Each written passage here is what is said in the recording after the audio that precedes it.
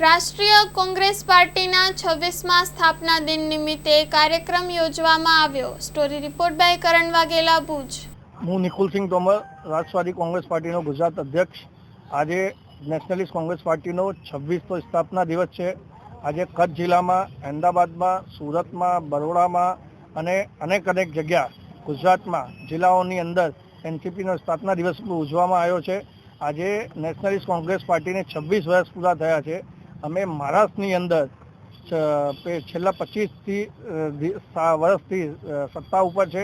યુપીમાં સત્તા ઉપર હતા, અત્યારે એનડીએ સાથે અમે સત્તા પર છે। અમે જનતા માટે જે કામો હોય છે, જનતાના જે જરૂરી કામો, એના માટે લડત લડી રહ્યા છે। એક નેશનલિસ્ટ કોંગ્રેસ પાર્ટી એવી પાર્ટી છે જેને હિન્દુસ્તાનની અંદર 9 મહિનાની અંદર નેશનલિસ્ટ કોંગ્રેસ પાર્ટીનો દરજ્જો મળેલો।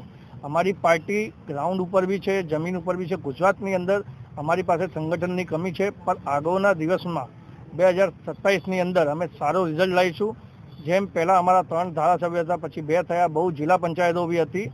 આગળના સમયે અમે અમારી પાર્ટીનો ગ્રાફ વધારીશું, અમારા કાર્યકર્તા વધારીશું અને વધારથી વધારે સીટો ઉપર અમે લડીશું। અને 2026ની જે કોર્પોરેશનની ચૂંટણીઓ છે, મહાનગરપાલિકાની, એ બધી અમે લડીશું અને વિધાનસભા બી 2027 અમે બધી લડીશું। તો આજે કોણ ગુજરાતથી અહીંયા પધાર્યા છે? ગુજરાત મહિલા પ્રમુખ છે, કચ્છ પ્રમુખ છે, કચ્છ જિલ્લા પ્રમુખ છે અને વાઇસ પ્રેસિડેન્ટ છે નરેશ ચૌહાણ અને બધા જે હોદ્દેદારો છે ગુજરાત પ્રદેશના, એ ઉપસ્થિત છે। આજે અમે પાર્ટીના હોદ્દેદારોને એક મિટિંગ રાખીશું અને લોકોને સમજાવીશું કે લોકોના પાસે જઈને કેવી રીતે લોકોને સમજાવવું છે કે અમે શું કામ કરી રહ્યા છે। મહારાષ્ટ્રની અંદર હોય, હિન્દુસ્તાનની અંદર હોય, અલગ જિલ્લામાં અમારા ધારાસભ્યો છે, કેવી રીતે કામ કરીએ, કેવી રીતે લોકોના વચમાં જઈએ અને લોકોનો જો વિશ્વાસ છે એ અમારી પાર્ટી ઉપર કેવી રીતે આવે એ સમજાવવામાં આવશે। મારું નામ છે દિશાબેન પ્રજાપતિ, હું વાપીથી બિલોંગ કરું છું અને આજે અમારા રાષ્ટ્રવાદી કોંગ્રેસ પાર્ટી એનસીપીનો 26મો જન્મદિવસ મનાવવામાં આવ્યો છે અને આગળ જતાં અમારી પાર્ટી બધા ચુનાવો લડશે, નગરપાલિકાથી લઈ અને 2026નું ચુનાવ બી લડશે અને અમે અમારી પાર્ટીના જે બી આગળથી અમને ડિસિઝન મળશે એ ડિસિઝન પ્રમાણે અમે ચાલીશું અને નાના ગ્રાઉન્ડ લેવલથી અમે અમારા કામ કરવા માટે તત્પર છીએ। અને અત્યારે અમારી મહિલાઓનું જે ગ્રુપ છે, મહિલા પ્રેસિડેન્ટનું, એનું ગ્રુપની અત્યારે અમારે ફૂલ સ્પીડમાં ઝડપેથી અમારી એનસીપી થી અમે બધા પ્રોગ્રેસમાં આગળ છીએ। અને આજે અમે વાપીમાં બી સારો એવો પ્રોગ્રામ કર્યો છે, જેનાથી કાફી 150થી 200 માણસની ભીડમાં માણસો હાજર રહ્યા છે અને યુવા ટીમ બી આજે આગળ આવી રહી છે એનસીપીમાં કે આગળ જતાં એ અમને સારો બી બેનિફિટ છે। અને જેવી રીતે નિકુલસિંહ તોમરે કીધું એ પ્રમાણે કે ભાઈ ગ્રાઉન્ડ લેવલથી અમે કામ કરીએ છીએ અને કોઈ બી અમે ભેદભાવ આમાં રાખતા નથી। હા, અમે આગળની ચૂંટણીઓમાં બી અમે કચ્છ જિલ્લાથી ને બી મહિલા ઉમેદવાર અમે આગળ ઊભી રાખીશું ને આજે બી અમારા કચ્છમાં ઓલરેડી અમે નિયુક્તિ કરી દીધી છે લેડીઝોની અને હવે આગળ જતાં ધીમે ધીમે મહિલાની ટીમ આગળ વધશે।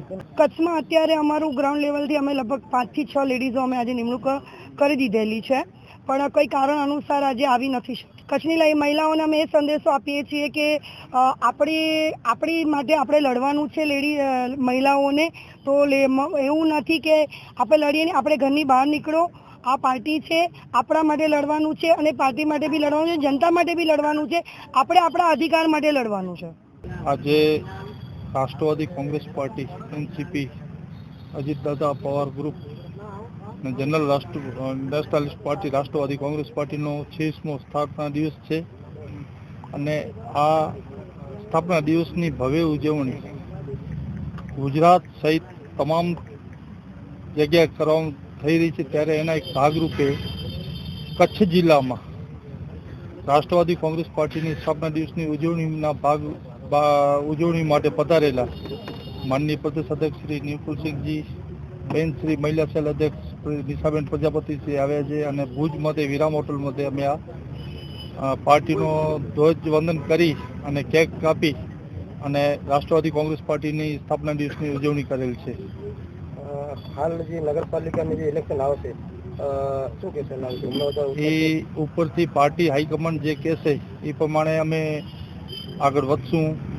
ઇલેક્શન લડવું અને લડાવવું એ દરેક રાજકીય ક્ષેત્રમાં દરેક કાર્યકરનું કે હોદ્દેદારનું એક લક્ષ્ય હોય છે, પણ એનો પાર્ટી ડિપેન્ડ કરે છે, પાર્ટી કેવી રીતે ઉપર એનો હાલે છે, ગઠબંધન જે એના પોતાના વિચારધારા ઉપર હાલે છે, એટલે એ હાઈકમાન્ડ ઉપર ડિપેન્ડ કરે છે કે આપણે કેવી રીતે આગળ વધવાનું.